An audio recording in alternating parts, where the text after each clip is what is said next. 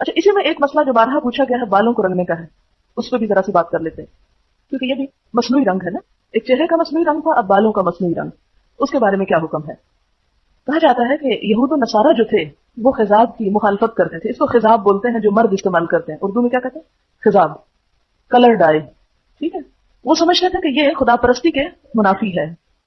لیکن نبی صلی اللہ علیہ وسلم نے ان لوگوں کی تقلید کرنے کہ ان الیہود والنصارى لا یصبغون فخالفوہم، یہود و نصارہ بالوں کو نہیں رنگتے، تم ان کے خلاف طرز عمل اختیار کرو. لیکن اس کی بھی کچھ لمٹس ہیں. یہاں پر لفظ صرف یصبغون آیا ہے، سواد بے غین، صبغن، اور صبغت اللہ پیچھے آپ پڑھ چکے ہیں رنگ. ٹھیک ہے، اب یہ کہ کون سا رنگ، کیسا رنگ، کیا اپنے ہی بالوں جیسا رنگ یا اپنے بالوں کو کوئی اور رنگ، جیسے ویسٹ میں اب نیلے پیلے رنگ بھی بالوں کو کر کے پنکھ جو بنتے ہیں.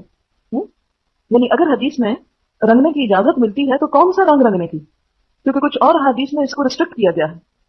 تو اس کے بارے میں جو پسندیدہ رنگ ہے جس کے لگانے میں کوئی بھی اختلاف یا ممانعت نہیں، وہ مہندی کا رنگ ہے. کیونکہ مہندی کا رنگ ایک نیچرل رنگ ہے، اور جب لگایا جاتا ہے تو پتہ چل جاتا ہے کہ یہ مہندی لگی ہوئی ہے. اگر کسی کے بال سفید ہو چکے ہیں تو مہندی کا اپنا ایک رنگ ہے. حضرت عمر کے بارے میں ملتا ہے کہ وہ مہندی سے ہی اپنے بالوں کو رنگا کرتے تھے. بالکل سیاہ رنگ کا خضاب یا کلر ڈائی کرنے سے منع کیا گیا ہے. اس میں ہم دیکھتے ہیں حضرت ابو بکر صدیق رضی اللہ تعالیٰ عنہ اپنے والد ابو قحافہ کو فتح مکہ کے دن اٹھا کر لائے تھے اور انہیں حضور صلی اللہ علیہ وسلم کے بالکل سامنے بٹھا دیا. آپ نے یہ دیکھ کر کے ان کے سر کے بال بالکل سفید ہو گئے ہیں فرمایا غیروا ھذا وجنبوہ السواد، ان بالوں کا رنگ بدل دو، یعنی بالکل سفید ہو گئے، رنگ بدل دو، لیکن سیاہ خضاب سے پرہیز کرو. کیوں؟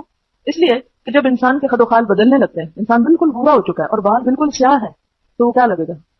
کارٹون. کیونکہ بالکل سیاہ بال جو ہے یہ نوجوانوں کی علامت ہے، اور خصوصاً عرب کے ماحول میں، اور ملکوں میں کچھ اور بھی ہو سکتا ہے. یہ صحیح مسلم کی روایت، پہلے بھی صحیح مسلم کی تھی، یعنی بالوں کو رنگنے کی اجازت ہے بنیادی طور پر، اصلی طور پر، لیکن بالکل سیاہ رنگ سے منع کیا گیا. امام زہری فرماتے ہیں جب تک ہمارا چہرہ تر و تازہ تھا ہم سیاہ رنگ استعمال کرتے تھے، یعنی نوجوانوں کو پھر بھی اجازت ہے کیونکہ وہ ان کی جوانی کی علامت ہے. بیماری وغیرہ کی وجہ سے اگر کسی کے بال بچپن میں ہی سفید ہو جائیں تو ان کے لیے پھر بھی اجازت ہے.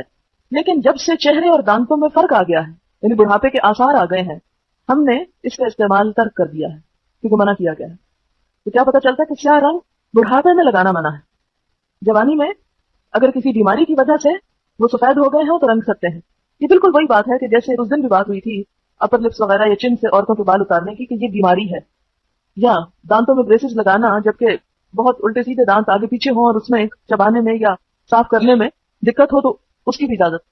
تو جہاں کہیں بیماری ہوگی تو بیماری کی اصلاح جو ہے وہ کی جا سکتی ہے، لیکن بڑھاپے کی اصلاح نہیں ہوگی، اس سے منع کیا گیا ہے.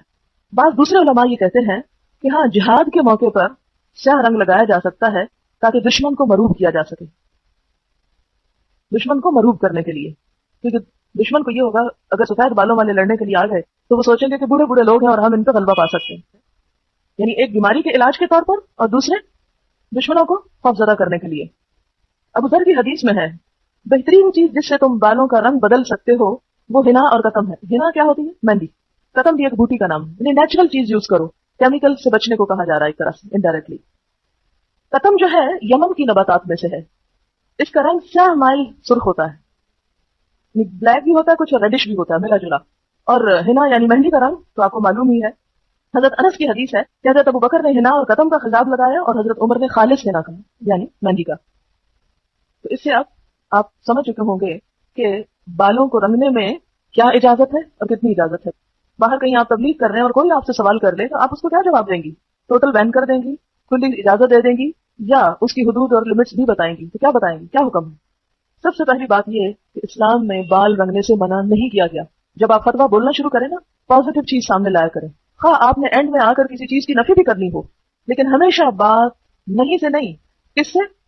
یہ چیز اصلاً اسلام میں جائز ہے. ٹھیک، یعنی بال رنگنا اسلام میں جائز ہے. دلیل یہ ہے کہ آپ صلی اللہ علیہ وسلم نے فرمایا کہ یہود و نصارہ کی مخالفت کرو کیونکہ ان کے ہاں بال رنگنا ناپسندیدہ تھا. ٹھیک ہے، تو اصلی چیز کیا ہے، الاصل کیا ہے اس معاملے میں کہ رخصت ہے، اجازت ہے. دوسری چیز نیکسٹ، پسندیدہ رنگ دو چیزوں کے ہیں، مہندی اور کتم، کیا تے میم.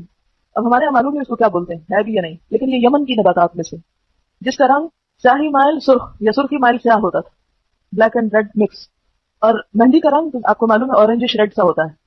ان دونوں بوٹیوں کے استعمال کی اجازت ہے۔ حضرت ابو بکر کا طرز عمل کیا تھا؟ وہ دونوں استعمال کرتے تھے، اب مکس بھی کر سکتے ہیں یا الگ الگ بھی کرتے ہوں گے۔ اور حضرت عمر جو تھے وہ خالص مہندی ہی لگایا کرتے تھے۔ سیاہ رنگ کو ناپسند قرار دیا گیا، لیکن ایک صورت میں اجازت ہے، اور وہ کیا ہے؟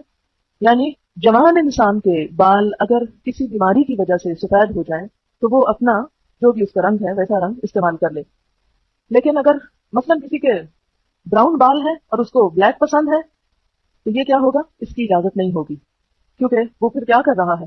اللہ کی خلق کو تبدیل کر رہا ہے۔